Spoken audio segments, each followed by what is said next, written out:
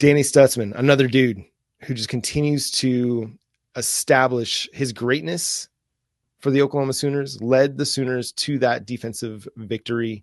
We'll discuss him coming up next here on Locked On Sooners.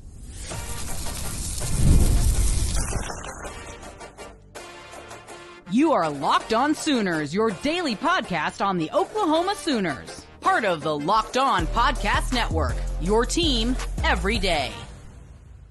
Again, thanks for making Locked On Sooners your first listen every single day. Shout out to all the everydayers out there. Tune in and subscribe to the show wherever you get your podcasts. We're free and available on all podcast platforms and on YouTube. So again, hit that subscribe button and that notification bell to let you know when new episodes drop. Jay, Danny Stutsman had another really, really strong performance. Only got credited with 5 tackles in the game, but that doesn't matter because he's your emotional and physical leader on this team. And Oklahoma played an emotional and physical game on Saturday against Alabama. And for all the talk about whether he should or he shouldn't be, Danny Stutsman's a butt kiss finalist and I think has a really solid shot to win it. Yeah, it kind of cracks me up that people, take issue with Danny being on the butt kiss award as a finalist. He deserves to be there. He has 100 tackles on this defense. The next person that's combined 41 solo, 59 assists, so 100 total. The next person behind him is Robert Spears-Jennings with 58.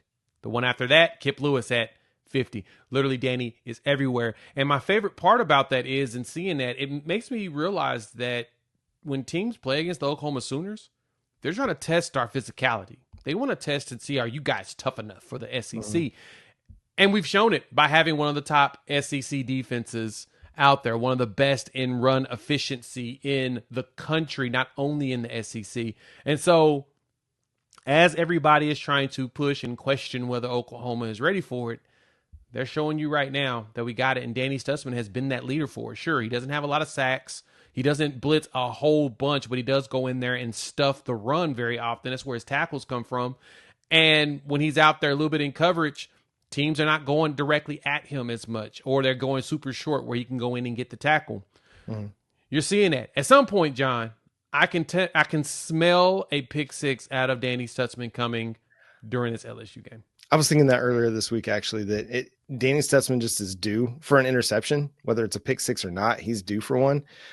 And then, listen, I get Texas fans gripe that Anthony Hill is not included on the finalist list. He's had a great season. It's fine. He's also played 120 fewer snaps than Danny Stutsman has this year. Like, that's what, 2 games worth of snaps that Danny Stutsman's played more than Anthony Hill. And listen, that's going to account for some of the tackled numbers, but at the same time, they're being asked to do 2 different things. Anthony Hill's being asked to rush the passer a whole lot more than Danny Stutsman is. And that's going to create more opportunities for sacks. But listen, this is Danny Stutsman. He's done everything right for this team over the 4 years that he's been in the program.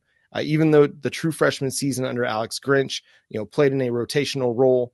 And then when he got the opportunity in 2022, he stepped into a starting role and played nearly 1,000 snaps for this Brent Venables defense in year one when they had 0 depth. They had nobody that they could really rely on. And so he and David Agwebu, sorry, I almost said David Agwebu. David Agwebu and Deshaun White, those guys, they all played almost 1,000 snaps on the season. And then, when it didn't go well and that defense was terrible, he just stuck with it. He trusted the process, right? He trusted the developmental process, the recruiting prowess of Brent Venables, and he continued to get better, and he continued to lead this team on and off the field. And then when he came back for his senior year, when he probably could have gone and been a top 100 pick at the NFL level, maybe even a top 50 pick at the NFL level, he came back to lead this team 1 year in the SEC. And whether he wins this award or not, whether he wins the Butkus or not, he's going to go down as one of Oklahoma's most influential, impactful linebackers of all time. Yep. And I know it's crazy to say, given that we've got Butkus award winners like, Brian Bosworth and Rocky Calamus and Teddy Lame, and you got guys that went off to have great NFL careers like a Curtis Lofton, but he's going to be remembered in that same echelon just for everything he's given this team over the course of his 4 years in the program. Yep. And he'll have, he has opportunity to be the next Kenneth Murray that we got out there, right? Kenneth Murray's out there doing it in the NFL today. He can be that next guy. We've had some talent that's come through here, especially at the linebacker spot, because we have some really good linebacker coaches. But Brent Venables has shown. It's funny because on that Buckets list, you had two guys that Brent Venables had coached. You got Danny Stutsman, you got Barrett Carter over there at Clemson. Barrett Carter is one of Brent Venables' boys. Same thing with Stutsman. Now Stutsman has grown underneath Brent Venables. You got those two. Hey, BV has shown that he knows how to coach linebackers. He's got two dudes in the conversation for Buckets. Not very many people can have that. And so the expectations when Danny hits the league, man, he's LB1. Teams want him already. He's already been talked about. He's already mocked in the first round. So we just cross our fingers and toes it maintains, but it looks like he's going to end up being a first rounder, and Brent Venables is going to have another player, another feather for his cap to say, yep, put another linebacker in the league like that. But the beauty of it, too, with his legacy and the way that he's played and his leadership, the guys behind him look like they're ready. Kip and Kobe, they look like getting to that point. I see it. Kobe be out there moving people around, shifting bodies. Kip does the same thing, and it's like Danny's like, all right, I don't need to do all that. I'll call the play, do what I need to tell, point it to them, and then they go and they move bodies around. And it's like you see the leadership just gravitating down to where next season, be afraid. That linebacker room is going to be nasty. Yeah, it's been really, really good the last couple of years, and they continue to develop. And I'm excited to see what Kobe McKenzie's going to do when he takes over Stutzman's role, because I think he's got all the talent in the world to be an impactful linebacker in his own right. It's just a matter of getting those full-time snaps. But this team is going to miss Danny. Like, they'll miss Danny after this season because he's been such an important leader for this team over the last several years. I mean, the growth of the defense has coincided with the growth of Danny Stutsman.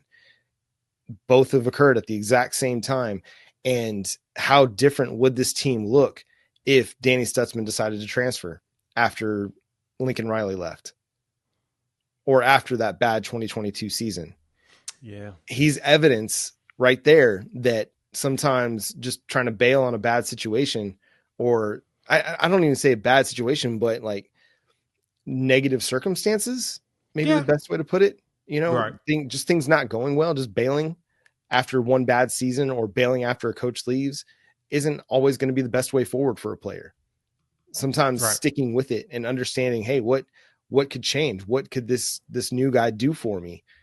Having an open mind a lot of times can make all the difference. And you've seen it in Danny Stutzman's career arc, from the guy that was considered kind of the class clown of the team, and someone even Brent Venables said didn't seem to take his craft seriously enough, to now this guy is being talked about as a potential first round draft pick. I don't know if we would have said that about him 4 years ago at this time in the 2021 season, or at this time in the 2022 season. Right. A really good player, solid player, was going to get drafted, but I don't think we would have said this about Danny Stutsman back in 2022 of November. But he's continued to work, he's continued to develop, he's continued to get better, and he's proven, not just to the Oklahoma Sooners, but he's proven to the NFL that he's a guy that you can make the leader of your defense, the captain of your defense, and he's going to rally those guys both from an emotional standpoint and just from a on the field, follow me physically as we go and do work every Sunday. So I'm excited to see where he ends up getting drafted and who he can make a big impact for at the NFL level. But that's going to do it for today's episode of Locked On Sooners. Thanks for tuning in and subscribing to the show. We are free and available on all podcast platforms and on YouTube, so hit that notification bell to let you know when new episodes drop. Follow Jay at Unfair Sports. Go check out his channel, Unfair Sports. Follow me at John9Williams, and read my work over at Sooners Wire, covering the Oklahoma Sooners every day. And the show is at Locked On Sooners on all the social media platforms, TikTok, Instagram, Facebook, and Twitter. But until next time, he's Jay Smith. I'm John Williams. Boomer Sooner.